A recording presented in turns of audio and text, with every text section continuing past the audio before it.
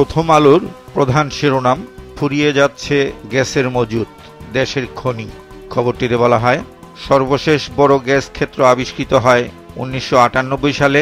সমুদ্র সীমা নিয়ে বিরোধ নিষ্পত্তির এক যুগেও গ্যাস আবিষ্কার করা যায়নি।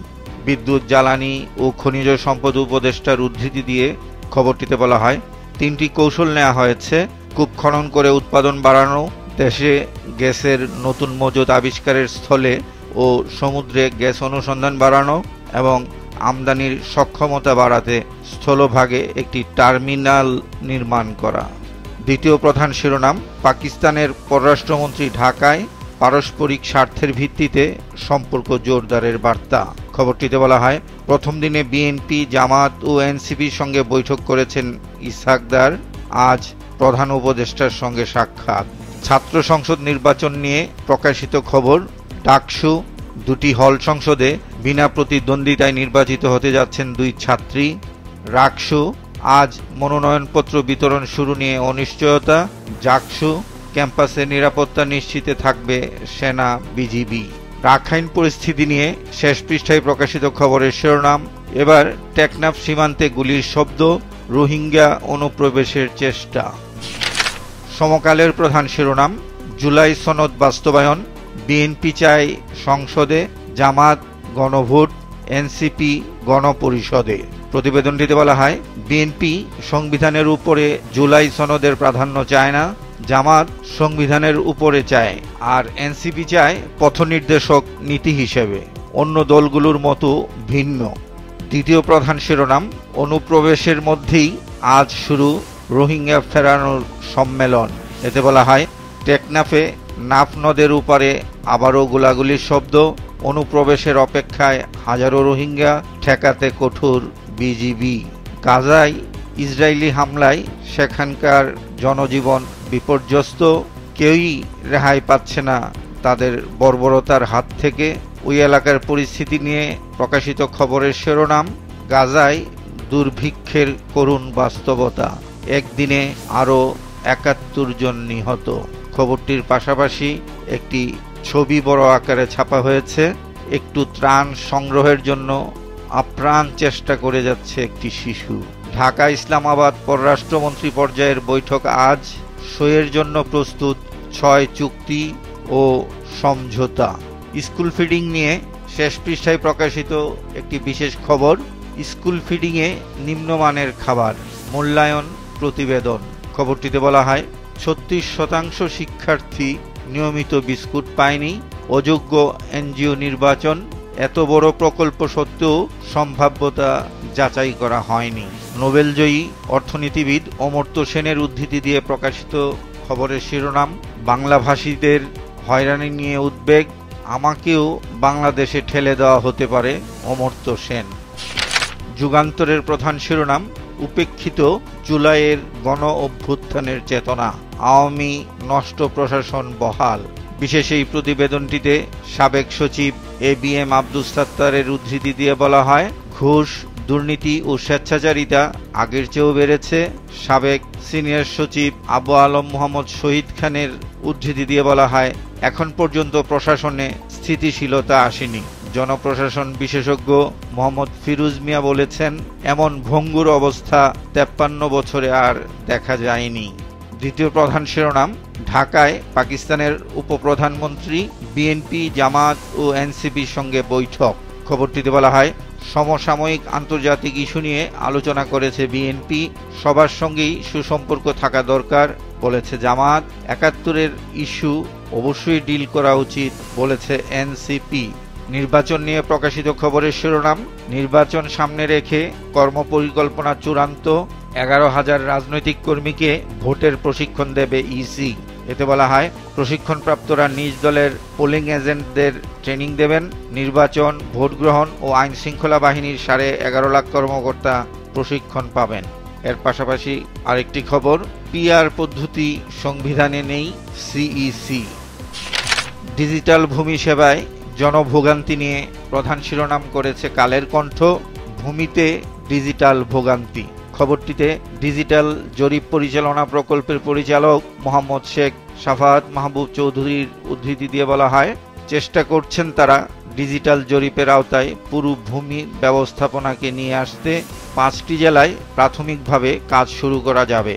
আর ভূমি বিশেষজ্ঞ শাহ মোহাম্মদ আবু রায়হান আল বেরুনির উদ্ধৃতি দিয়ে বলা হয়, ভূমি অফিসে সমস্যা থাকলেও নাগরিকদের আরও সচেতন হওয়া প্রয়োজন এবং দালালদের সঙ্গে সম্পর্ক এড়িয়ে চলতে হবে।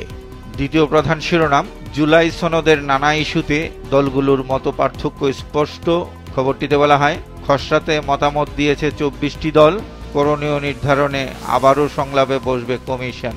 বিএনপি মহাসচিব মির্জা ফখরুল ইসলাম আলমগীরের উদ্ধৃতি দিয়ে প্রকাশিত খবরের শিরোনাম, আমলারা সব নির্ধারণ করেন, উপদেষ্টারা অসহায়, ফখরুল ইসলাম আলমগীর। রোহিঙ্গা সংকট নিয়ে প্রকাশিত খবর, ভুয়া তথ্যে রোহিঙ্গারা হয়ে যাচ্ছে বাংলাদেশি। রাজশাহী আঞ্চলিক লোক প্রশাসন প্রশিক্ষণ কেন্দ্রে রাজশাহী অঞ্চলের নির্বাচন কর্মকর্তাদের সঙ্গে গতকাল মতবিনিময় করেছেন প্রধান নির্বাচন কমিশনার। সেখানে তার বক্তব্যের উদ্ধৃতি দিয়ে প্রকাশিত খবরের শিরোনাম, কোনো অনৈতিক চাপ এলে পদত্যাগ করব, সিইসি।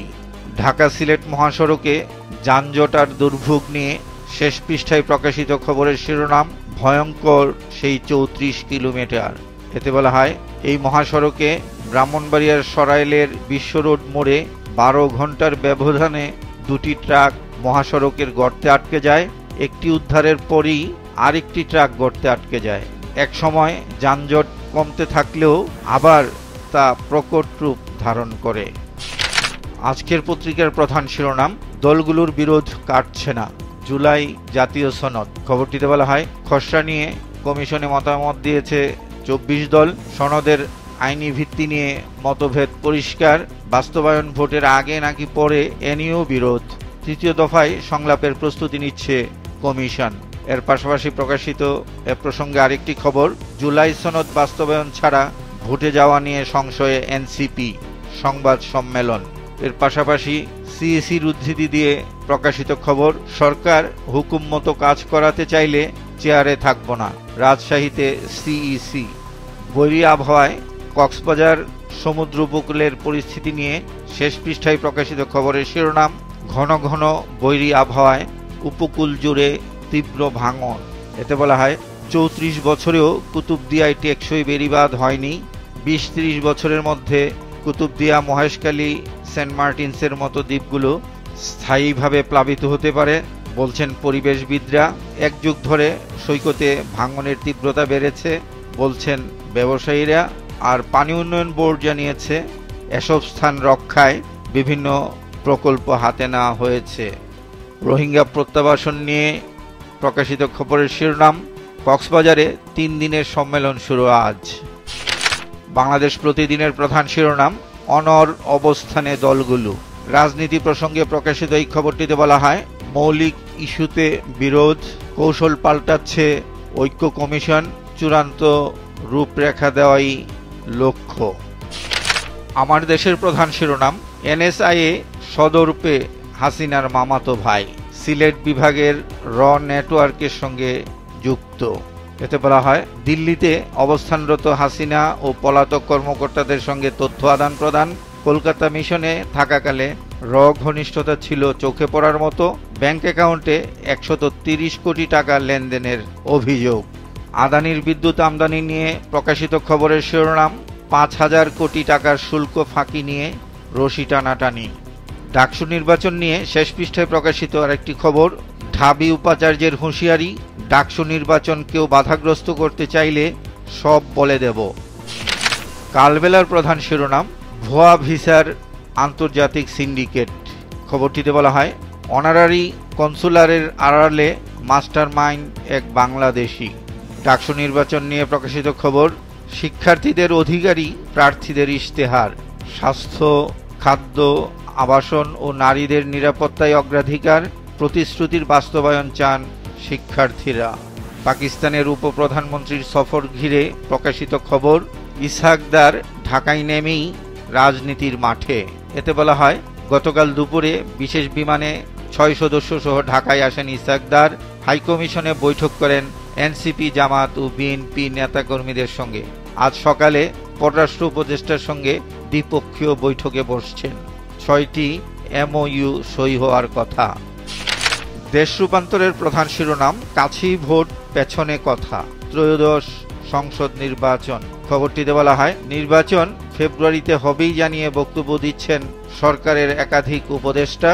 জুলাই সনদের বিষয় অপরিপূর্ণ রেখে নির্বাচন করলে সে নির্বাচনে অংশগ্রহণে এনসিপির সংশয় রয়েছে বলেছেন আক্তার হোসেন। এর পাশাপাশি প্রকাশিত আরেকটি খবর, জুলাই সনদের 3 প্রস্তাবে সাড়া দিচ্ছে না বিএনপি।